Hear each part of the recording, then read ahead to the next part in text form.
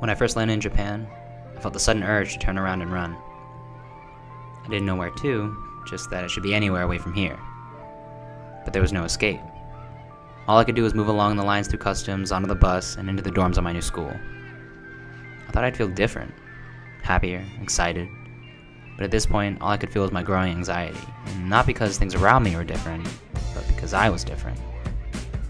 Despite being surrounded by people ethically like me in a country where being the same is the norm, I'd never imagined I would feel so out of place.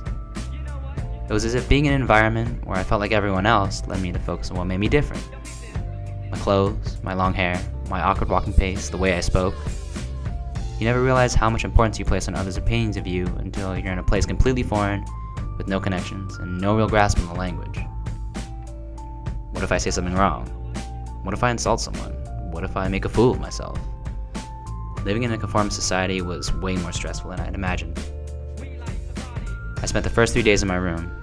I talked to no one, and I studied my textbooks in a vain attempt to avoid embarrassing myself later on. But one day my friend told me something. He said that it didn't matter what came out of your mouth as long as you tried.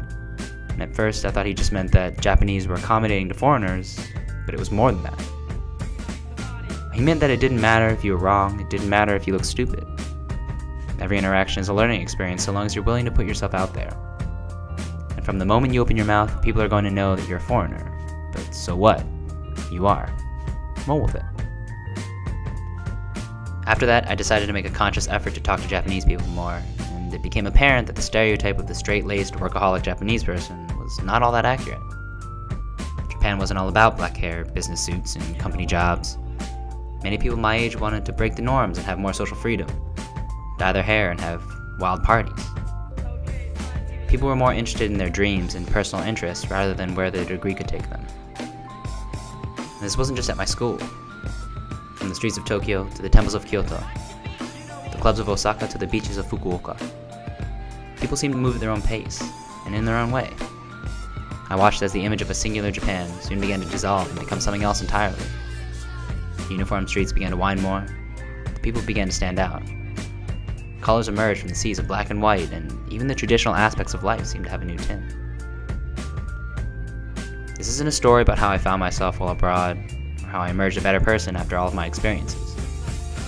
If anything, I'm more lost than ever. But I know now that there are big and small places where I can go. Towering cities and silent hideaways that both act as refuge. All I need to do is hit the ground running. And I know where I want to run to.